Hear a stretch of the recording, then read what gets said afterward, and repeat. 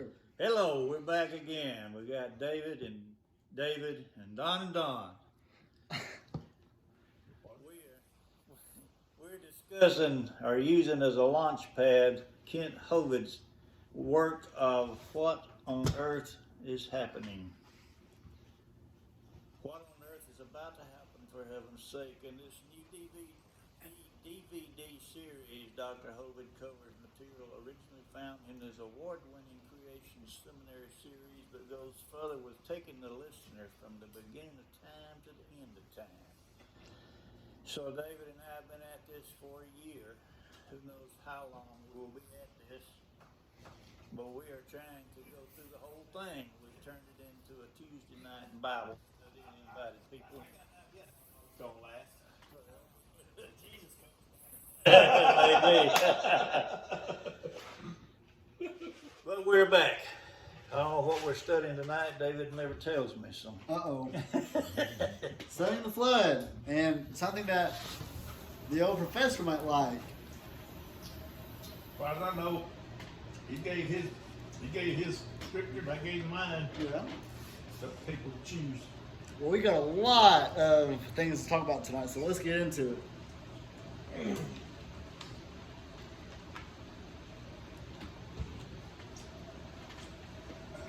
There we go. Okay, back where we left off. Many people and I think we all will agree that there was a canopy of ice or water overhead. That caused the Meissner effect. Like last week we talked about. Well, not all of us agree. I know most people agree. I don't think there was. Right. Okay. What do you think, Donald?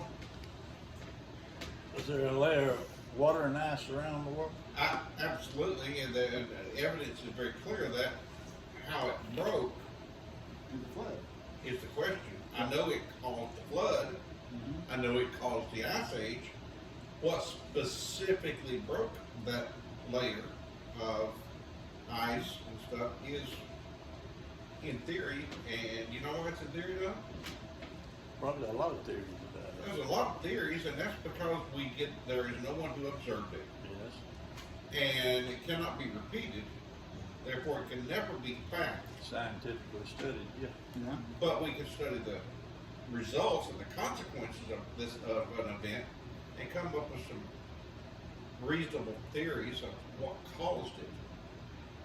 Here's my point. I think sometimes, and I know I am bad about this, I get so wrapped around the axle trying to figure out why it happened that I forget about that it just did and just accept it. Yeah. Well, Well, it's like, I mean, we have evidence, glaciers receding. We're still doing it today, but we just don't know what causes it. yeah. We just know that it happens. And it's so easy to get wrapped up in all that. I don't know why. I think it's one of the wiles of the devil. Yeah, And our because own whatever power. caused it, Yeah, God caused it. It did happen. God created it. Well, God said it was going to happen. Now, first of all, let's go back on it. God said it's going to happen because God told Noah before it happened, it's going to happen. Now, it had never rained yet, so he told him this thing's going to happen. So God caused it. What method he did it, I don't know if he sent that icy comet, which is a good theory, or whether he went beep with his finger and busted it, or whether he just said, be gone, and it all cracked. See, that's another It thing. doesn't really matter, does it? I'm not sure if it happened rain during that time before the flood. I've heard, It may have. I've heard that too. Because they only use one scripture, and it deals with the time of Adam. Yeah, Don't say anything forward about it, it just deals with the time. exactly. And there's a lot of stories about that, and a lot of things that are And a lot said, but Yeah. had it not rained, I don't know. of people No. think that the rainbow in the sky was the first rainbow that's ever made. But if you got mist and waterfalls going on before the flood, and you catch the sun just right in the water, Sure, you got rainbows. you'll see rainbows in that. Yeah, And I've seen absolutely. them then. Well, since we started this on the creation, we've had several different theories about everything. So the Yeah. book is good. You know, I The mean. Bible's gonna be But like, hey, it's exactly. gonna have but it's, theories. but it's like I told David. When we're there in the final place that we're supposed to be, we're not gonna look back on all this and remember none of it. I don't think so. People always say, when I get to heaven, I'm gonna talk to Adam about this or Noah. No, you're not. No, I don't No, think you're so. not. You won't even cross your mind. Here's how I quick, can tell you that in Revelation. here's how quick that this could change. And people misread because I've heard, well, it was in February that this thing happened. In the 600th year of Noah's life, in the second month of Noah's life, the 17th day of that month, Yeah. our calendar had not been developed yet. We don't know other than Noah was about 600 years old when this flood occurred. Here's another thing. How many animals went into the ark? Well, everybody says, well, there's 2 of each kind. Seven. That is not what it says. 7 of some. 7 of the clean Clean. animals are the Two animals of that them. they ate, and 2 of the things that were unclean, the things that they didn't eat. But they also had to have some of the clean animals for sacrifice when they landed. They couldn't use them unclean animals for sacrifice. That's right. So they had 7 of them. It says so. 7 pairs. Even had birds. 7 males and 7 females. 7 birds. Birds too. They had birds. All the birds was there. All the dinosaurs were there that were in existence at that time. And they say this number 7 is a number of completion, God's completion, divine completion. How does that play? And why? Well, you know, this one of them questions people said they want to ask.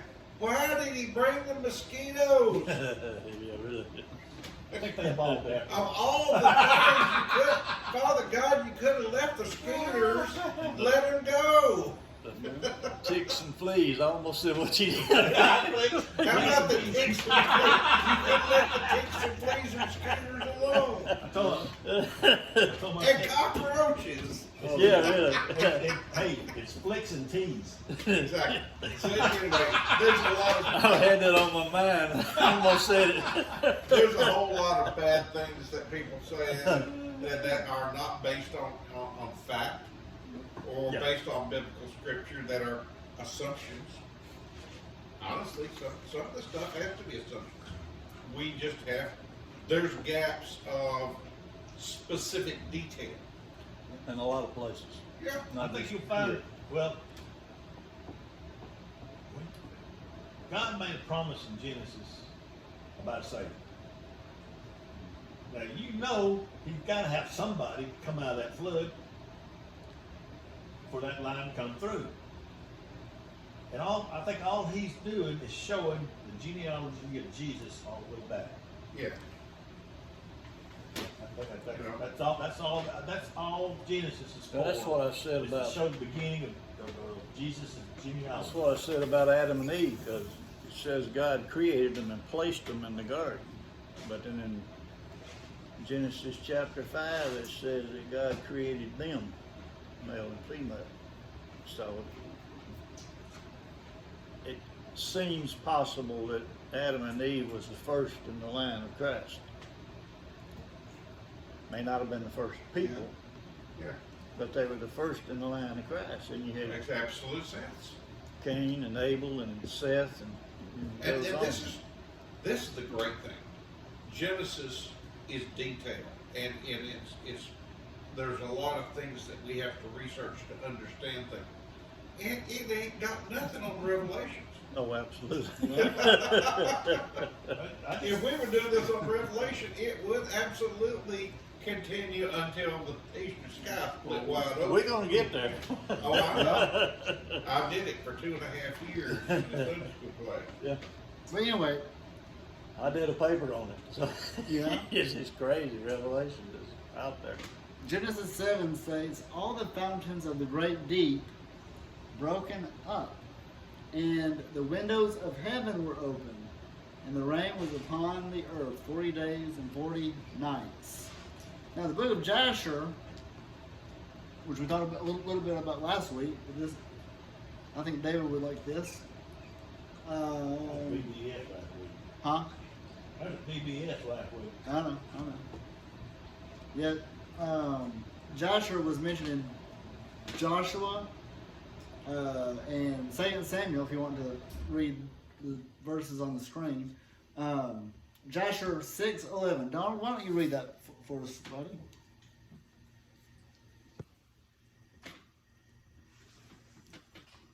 And on that day the Lord caused the whole earth to shake, and the sun darkened, and the foundations of the world ragged, and the whole earth was moved violently.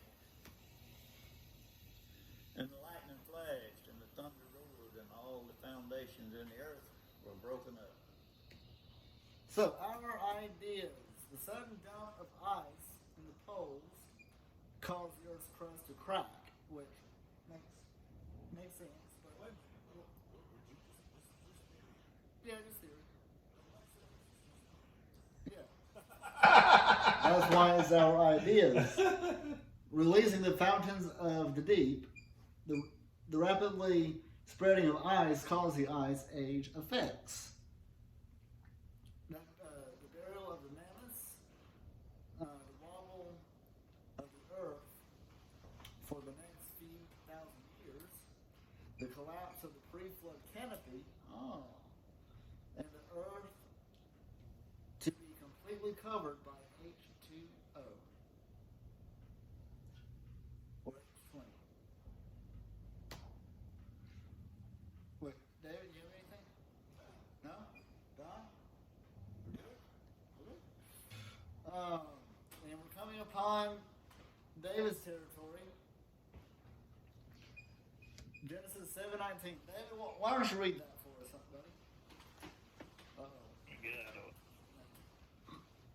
And the water prevailed exceedingly upon the earth, and all the high hills that were under the whole heaven were covered. So under the whole heaven.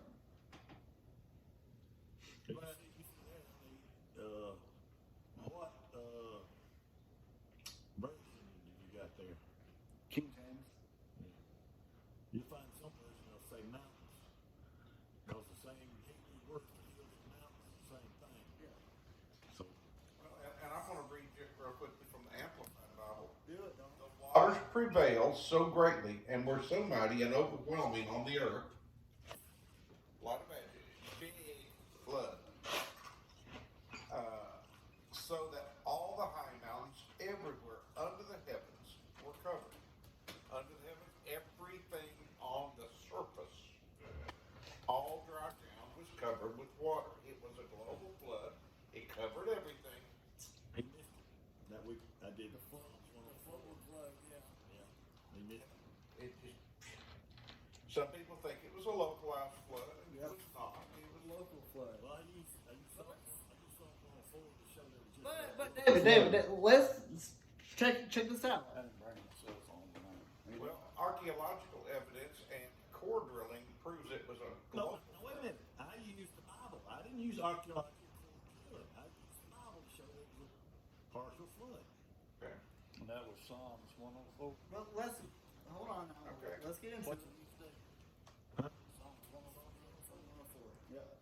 If the earth was reduced, now this is the instream, into a 12-inch globe, all the water in all the oceans would not even fill 1 tablespoon. Today, the oceans average 12,000 feet deep.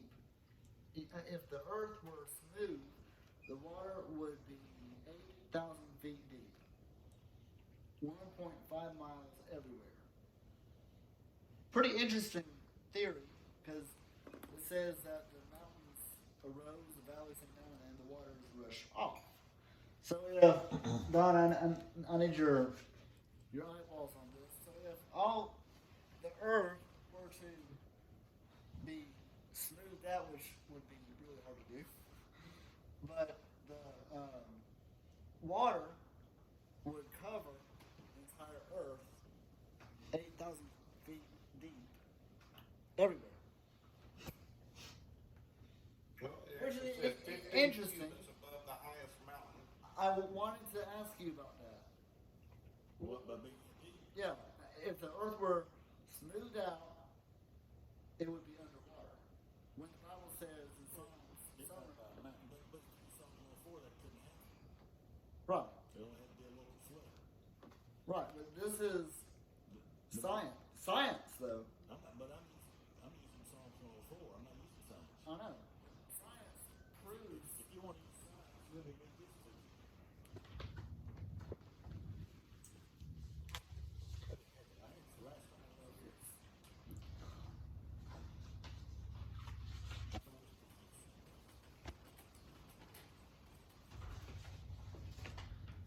Science is really reads this stuff all the time.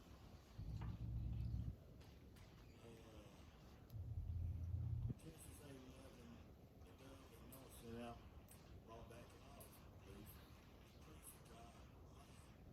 Let's look a little closer at this from a young earth perspective.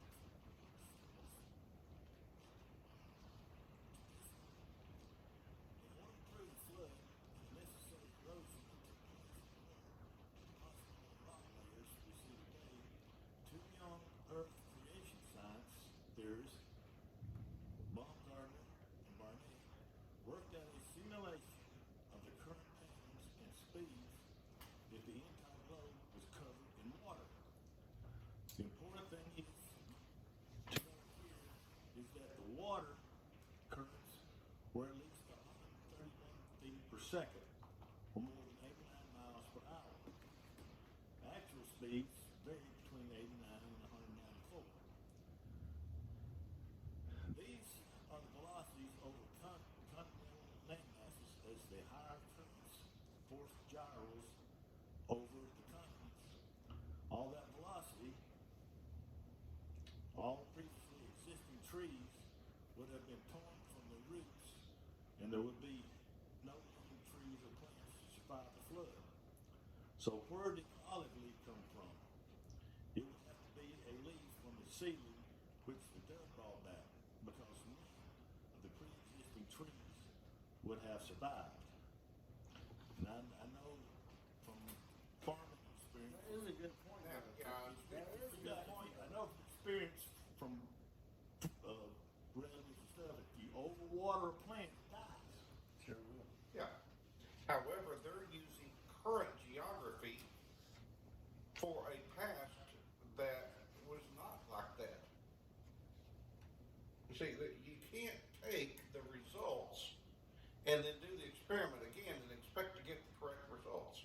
Right. You can't do it over and over. But the thing is, if the earth is still covered, even if it doesn't pull everything up by its roots, the whole earth will be underwater long enough to kill every tree because it's overwatered. Okay, it might have been dead or overwrought, but that doesn't mean that the tree was gone and it just disappeared. It was only 40 days of rain. No, but the rain And it took a while for the rain to drop. disappear. Yeah, heck, 40 days over water will kill a tree. I understand. It doesn't mean that. Does that mean that the tree disappeared from the face of the earth and it was completely disintegrated? No, but it's dead. Okay. That's what I'm saying. They can't put forth leaves in Did it say leaf? I didn't read that. there. That's what I'm saying. Olive branch. Yeah, but you It see, said leaves on it. Didn't say it was living. It said he brought back a branch, which means that The water is receding. the water has receded to where why do the you trees see? are no longer covered. Why do you see pictures with a dove that's I got? don't care what somebody drew in a picture. How would Noah know it was an olive branch if it didn't have leaves on it? You know. Because he knew what olive tree was. That's the wood that they used. Anyway, back to this. Climbers that climb to the top of Mount Everest plant their victory flags over the remains of animals that once lived in the sea. That's interesting. Exactly. Also, core drilling at the South Pole in Antarctica shows quickly frozen, completely intact. Evans says he brought back an olive leaf. Proof of dry land. After I believe we're Psalm 104 here, we still have a little bit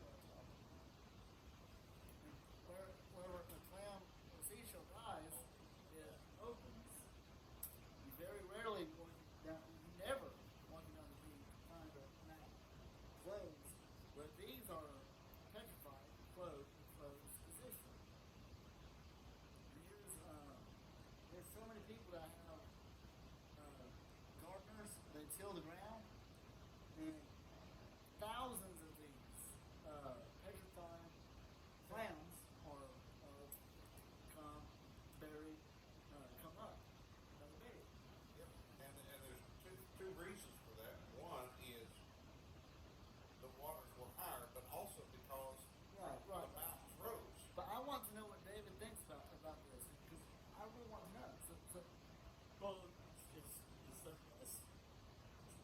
this is the way that Psalms 104 describes it,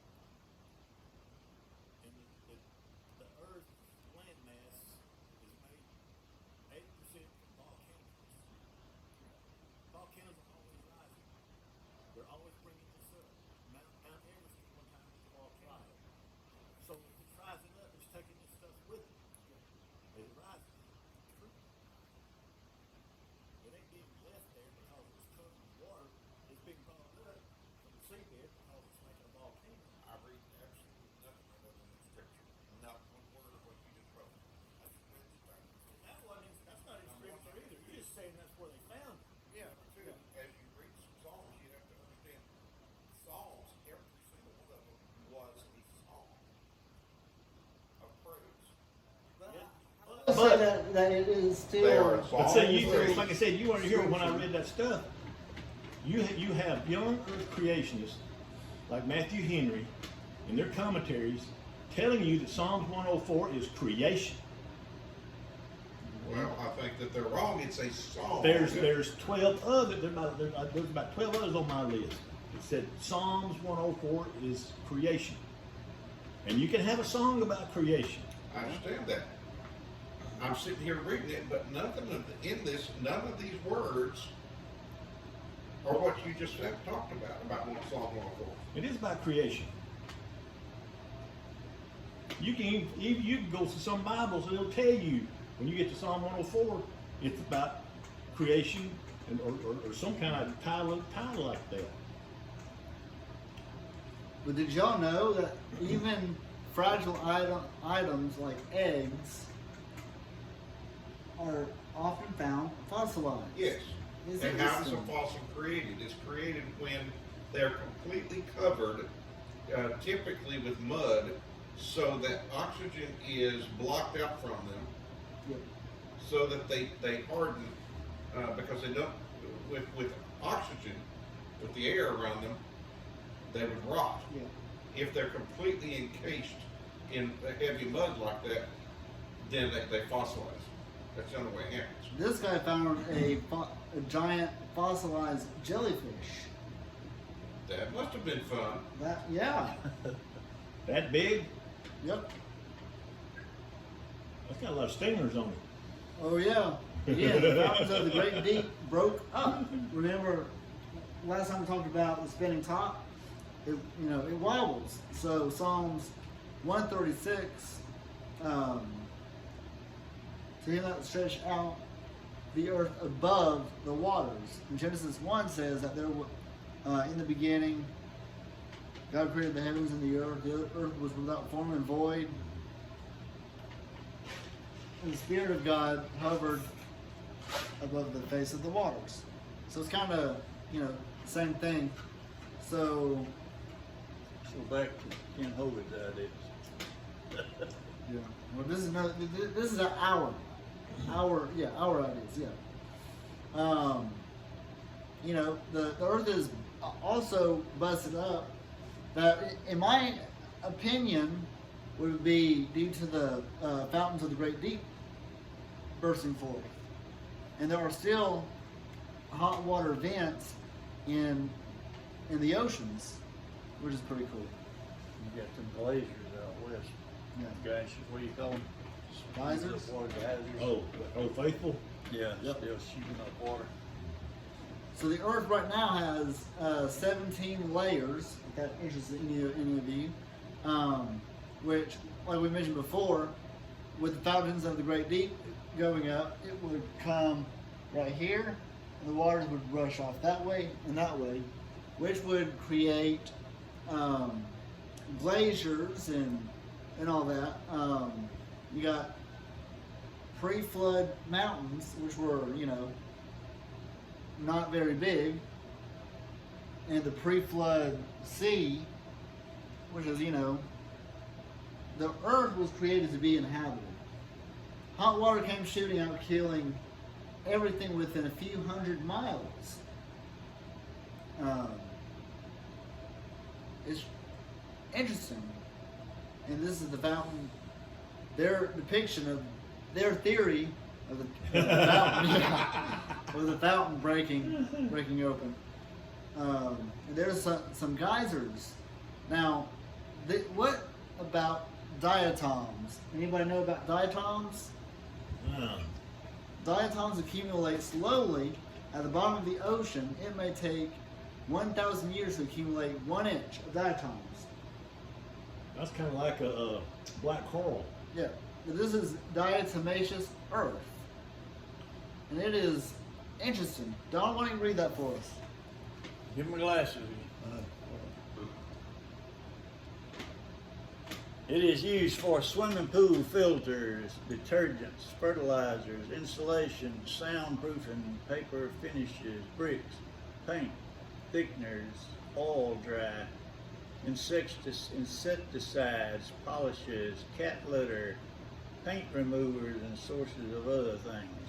So diatomaceous earth. The largest diatomaceous earth quarry in the world is in Lompoc, California. Interesting. Right there. And it is interesting. We're about to get into some more about it here. The diatomaceous earth, the DE as it's called, goes over 100 miles and often hundreds of feet thick. That's interesting. So Lompoc, California, a remarkable discovery was made during mining in 1976. Workers at the Diclosite division. Diclosite? Not crazy words. Yeah. Division of Grefco Corporation uncovered the fossil skeleton of a baleen whale. The whale fossil is standing on end in the quarry and is 80 feet long. Note, the layers are tilted so that the thickness of the whale is the problem to explain, not the length. So, what it will look like. Whales, dolphins, and trillions of other fish, including pterodactyls, have been found preserved in diatomaceous earth. I find that quite interesting. It's on its tail because that's how whales sleep. It's only been recently photographed. It was like 5 years ago that the first recording of whales sleeping, and that is exactly how they sleep. All right. They take a deep breath and they stay under 30 to 45 minutes in a sleep state So we take a nap. on their tails like that, which was really that makes it really interesting. So was the whale pushed in that way by currents or whatever it is, that the currents were stronger than it could handle, or was the whale suddenly covered while it was sleeping? Slept through the whole thing. In other words, it was in a sleep state upside down, and the silt and the mud and stuff, the earth came so quickly around it and encapsulated it that it couldn't move. It could have been like the African plain where they did a deluge of water Yeah, you're right. for that period of time, and everything started to grow.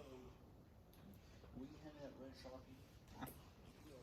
Fish start flourishing, Sorry. and then dry season gets down there, it's all goes down in the mud, and some of these fish get trapped, and you can see lions and hyenas going in after them.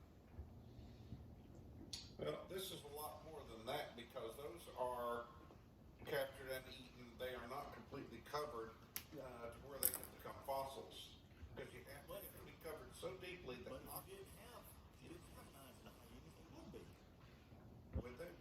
were they deep enough that oxygen was completely cut off from them? We're talking have to be how many feet deep? This is Does this is when the dry season gets there, and that water bait gets so dry it's cracked.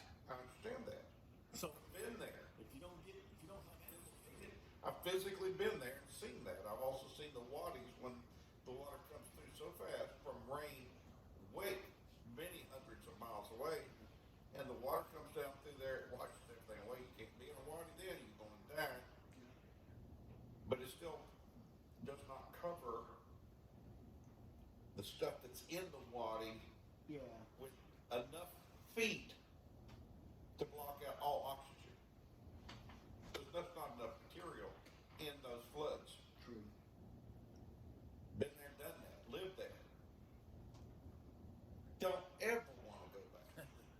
Never want to go back to North Africa. Hated that place. Wow. Ain't nothing but I understand why Moses left, and I understand why Pharaoh didn't want to. That's why he wished he went on mosquitoes. Flies. The diatomaceous earth is pretty interesting. Yeah. Cat litter. So what Sassy uses the bathroom in is part of diatomaceous earth. Yeah, there's different kinds of cat litter. Yeah. Right. And we can talk all day about the diatomaceous earth. Fish fossils by the billions are packed. Now this is interesting. Let's talk about this real quick. Are packed in diatomaceous earth.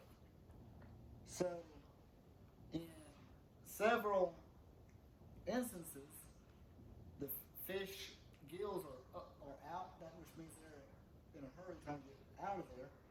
So, they're stopped in an instant. Yeah. By This what? happened By what? extremely quickly. Some of the dozens of the fish fossils at Kent's Place, which is in string.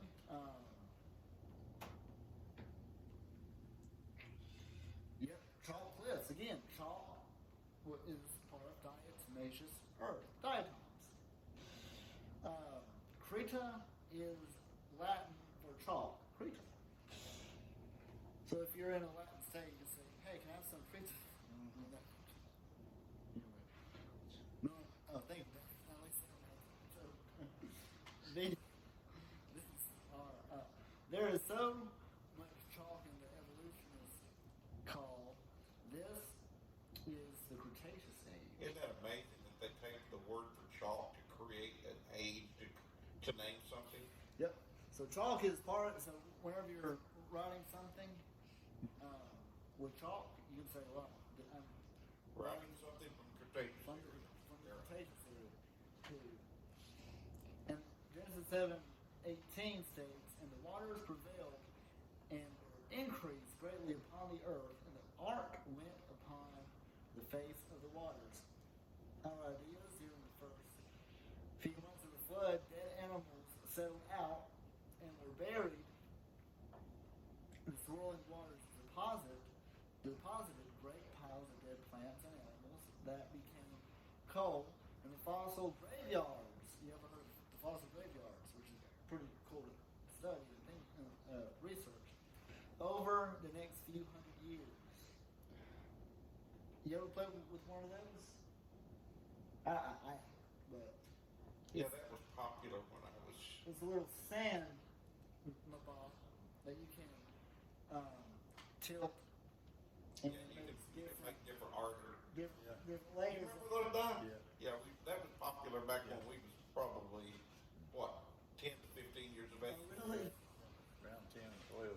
10, 12, 15 years of age for me. Yeah. Uh, But it just neither here nor there. But whenever you tilt it, it makes layers within minutes. correct.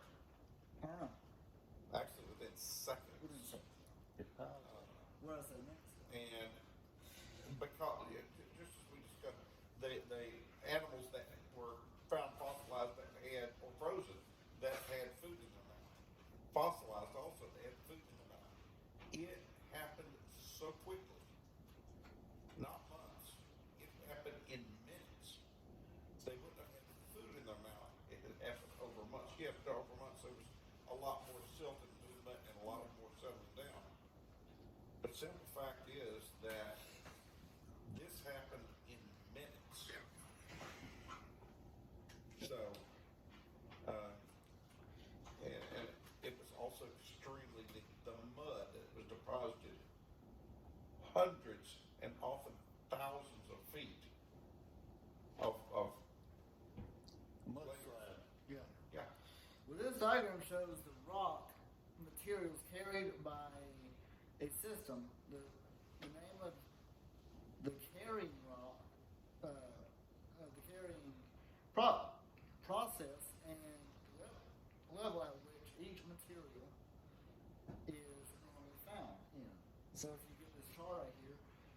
water multiplies the layers. So it's kind of like it goes, which makes sense. The fossil found here was the deposit where they say that it was older. The fossil right at the bottom, they say that it is younger. Underwater landslides are called turbidity. Turbidity currents. Currents and can do enormous damage. Yeah. In 1929, Atlantic. I didn't know that. Atlantic cable was cut by one going 70 miles per hour, which covered 40,000 square miles. I didn't know that there was. So that's cool. So that's one thing that could have happened to the dinosaurs outside the ark, or anything that was outside the ark.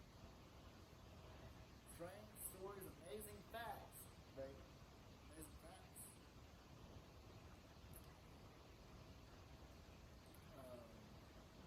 In Wyoming, Barnum Brown, I wonder if I'm living anyway, the famous dinosaur discoverer, on a ranch owned by Baker Howe, who lived at the foot of the Bighorn Mountains in Wyoming. By the way, a lot of interesting finds have been found in Wyoming. Don't know if y'all knew that, but that's pretty cool. The concentration of the fossils was remarkable. They were piled in like logs in a jam. Interesting. So that's what they would look like. And the evidence is all there. It's just remarkable finds in Wyoming. I want to go to Wyoming sometime. Don't know if I'll ever get to, but I don't know. Robert Broom, he must be a janitor. The South African paleontologist estimated that there are 800,000 million skeletons of vertebrate animals in the Karoo Formation. Iguanodon skeletons have been found down there in 1878, and in the Belgian coal mine, and it's all very interesting that all of these places have quarries of critters who have been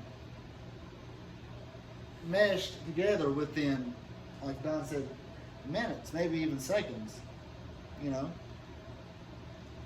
So, I did it.